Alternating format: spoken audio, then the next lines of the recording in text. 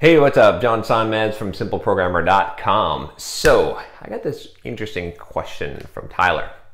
And Tyler basically has been watching Entreprogrammers, kind of following me, and saw the blog post probably that I did about a month ago about how I was kind of taking some time off from Simple Programmer and how I feel like I lost my passions, right? So in that blog post, I talked about this idea that, you know, I achieved all the goals I wanted to achieve in life, right? I became a millionaire. I wrote my book. I became successful in the software development industry. I did most of the things that I had set out to do. And now where was I? I didn't really want to become like a billionaire. I didn't want to do all these other things, but I was kind of stuck in this grind, and I felt like I lost all the passions in my life. I used to have friends, I used to have interests, things I like to do, games I like to play, but I sort of got stuck in this mode of just, grinding it out, and I felt a little bit lost, and I still do. Honestly, I'm working through, I'm figuring this out right now. So I'm not going to be able to give you a 100% complete answer because this is what I'm figuring out right now. But I'm going to tell you what I know so far. I've been wanting to do a video on this, but now that I've got this question kind of, but I'll probably actually talk more about this as I figure some of this out, because this is kind of new territory for me. This is a growth period. And we all go through this. Like, again, I don't want to get too far off the deep end here, but essentially you're going to have periods of maintenance, of grinding it out, like I said, and then like this drop, and then growth, and you become something new. And that's a natural progression. You see that in nature, you see that in life. But I'm not going to get too far into that right now. I want to address what Tyler is asking here. So basically, Tyler says, that he understands I'm trying to return to passions from my previous life of churning out goals. So that's sort of correct. You can credit your success to your ability to churn out these goals. When in your life should you be focusing on goals, and when should you be focusing on passion? This is all under the assumption that passion can't be time boxed with the Pomodoro technique. So that's interesting. I like passion can't be time boxed with the Pomodoro technique. I have to think on that one a little bit, but essentially, Tyler, I guess what you're asking is when do you focus on goals and when do you focus on your passion, right? And obviously, in my life, the focusing on the goals is something that was necessary for success. I wouldn't have been able to accomplish the things that I did had I not focused on the goals. Had I just followed my passions, especially at the time, I'd probably be playing World of Warcraft and Magic the Gathering and and socializing and watching TV, right? I probably wouldn't have been successed. I wouldn't have made money. I wouldn't have built a business. I wouldn't have done any of the things that I'm doing now. But this is where it gets interesting, right? Is because I wrote that blog post, and I've talked about this, the fact that I sort of lost all my passions. I got to this point in life where I was like, okay, I just work and I just produce, and I don't have any other interests. Like, I don't feel like I want to do anything, and I don't want to do the work anymore. So where am I at now, right? I turned myself into this machine that can crank out crank out content that can produce, but in some way I killed a part of myself. A part of me died, and how do I get that back? That's where I'm at. So all this is to kind of get around to your question, which is basically, well, first of all, let me lay down this philosophy in life. I don't believe that you should follow your passions. There's a good book by Cal Newport called So Good They Can't Ignore You. I highly recommend that you read that book, Tyler. And in that book, he basically says that you shouldn't be trying to follow your passions in life, because those are going to fade away. They're going to disappear. They're temperamental, right? And and they're not going to lead to success on a lot of cases. We can't just necessarily do what we're passionate about, but instead we should follow what we're good at, what makes financial sense for us, what is going to help us achieve our goals. What goals do you want to achieve?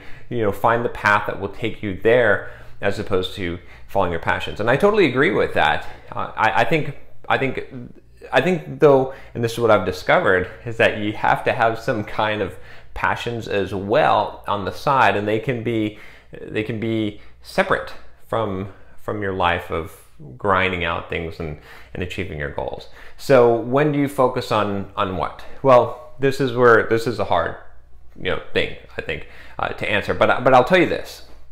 I know this for sure, is that anytime you want to achieve something great in life, right, it's going to require a period of grinding. I've used this term a few times, but this is sort of I think it first started out in poker. Maybe it's an RPG first term, but it exists in both. Essentially, grinding in poker is where you play at the low limits and you're not making big moves.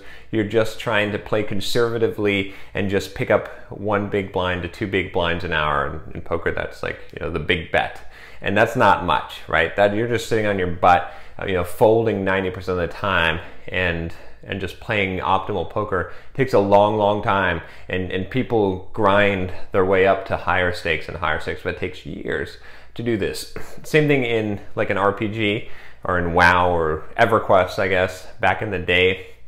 You'd level grind, right? You'd kill monsters, get experience. Boring as hell, but you do that to get more powerful, to get up there, and it's a necessary step.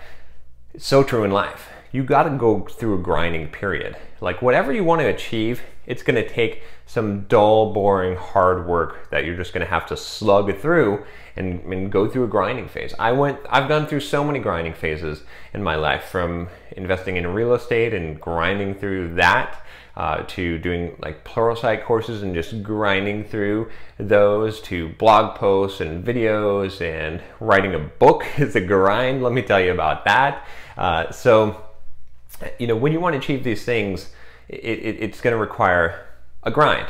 But there's this quote from Rounders, and he talks about the danger of grinding, and he says your whole life can become a fucking grind, and that I think is where I got to, right? To be honest, now just having that revelation, as that quote for the first time clicked with me. My whole life did become a grind to some degree. So you got to watch out for that, I think, because that's dangerous, right? That's a bad place to be. So I would say this, Tyler. You have to figure out what your goals are first, right? And then you have to figure out how you're going to achieve those goals. And like I said, there's going to be a grind period. Well, if you're trying to take a shortcut, it's probably not going to work. And keep your passions, but keep them as hobbies on the side, right? Everyone has this dream of pursuing their passion 100%, and it doesn't ever really work out that way, at least from my experience. And some people will say, yeah, no, my passion is this, and but whatever. I haven't found people that have been able to 100% do their passion or follow their passion and achieve their goals, right? Maybe there's a rare case, maybe there's a rare snowflake or butterfly that can do that, but for most people that can't be done. So instead, use your goals in order to free you to have more time to pursue your passion, and realize that your passions are going to change over time. So your goals don't have to. That your goal is like a flag you plant in the sand that is, or the sand is probably not a good example. A flag you plant on the ground that you can drive to, whereas passions are a lot more whimsical and they change over time. So the best thing that you can do is to earn some degree of freedom in your life, and that will allow you to pursue your passions as they come. And this is where things get tricky, and I'm not going to go too far into this, but I honestly think that there are periods in your life where you have sort of a metamorphosis, and of course I did some videos on metamorphosis, but where you grow and become something totally different, and that's where I think I'm at. And you know, I'm figuring things out. Like I'm going to change, and part of that is going to be because I've gone through this grinding period, right? I've eaten a lot of leaves, and I'm about to go into a cocoon, and then I'm going to come out, and I'm going to be something else. You know, who knows what it's going to be? But I think that's tied to this question, even though it doesn't seem like it is. I think that it's sort of this give and take between, you know, being practical, being what's the word? I don't want to say pragmatic, but thinking about the future. There's another P word there. I can't remember it right now, but anyway, the contrast between thinking about the future so much and doing and being in the now, right? And those things don't fit together. So I think a lot of times you've got to have goals that you're striving for, and you got to try to achieve those goals, and you got to be willing to do the work and to grind it out. But at the same time, you have to recognize that that's a phase. You can't stay in that mode forever, right? I can't just keep pumping out content and just working like a dog forever. And in the same way, the same type of grind, eventually you ding and you level up. And then you got to figure out what you're supposed to do next. And that's where the passion part comes in. I think it's because I think that kind of guides you at different degrees. And I think as you build more freedom and more experience and more self-discipline, and self-discipline is the thing that gives you freedom in life, by the way. The more self-discipline you have, the more ability you have to control yourself to do what you would intend to do in life. So many people lack self-discipline, so they don't have the ability to actually do what they intend. Instead, they do, you know, they're tossed by every wave. But as you build that self-discipline and you have that ability to do what you intend, then you can more follow your passion. You can more, you know, get off of the script, right? You can break the rules that you had to learn how to follow before. And so again, this is where I'm at right now. I'm sort of in this transition phase. My opinion could change on this, but I think that I had to get out of this grind, and I had to figure out where to go next. And I think to some degree, the next step for me is going to be some passion leading me in the direction that I need to go. And then there'll probably be another grind again. In fact, I guarantee you there'll be, but it'll be a different kind of grind. And so yeah, so Tyler, hopefully this answers your question at least to some degree, or just makes it more foggy for you. But yeah, definitely read that book, So Good They Can't Ignore You by Cal Newport. And you know, I don't know, I would say, like, just recognize, like, if I give you one lasting piece of advice here, is that recognize that anything that you really want to achieve in life that's going to be worth achieving is going to require some amount of a grind, right? And I say this because I've done a lot of things, right? I mean, lifting weights, right? That's a grind.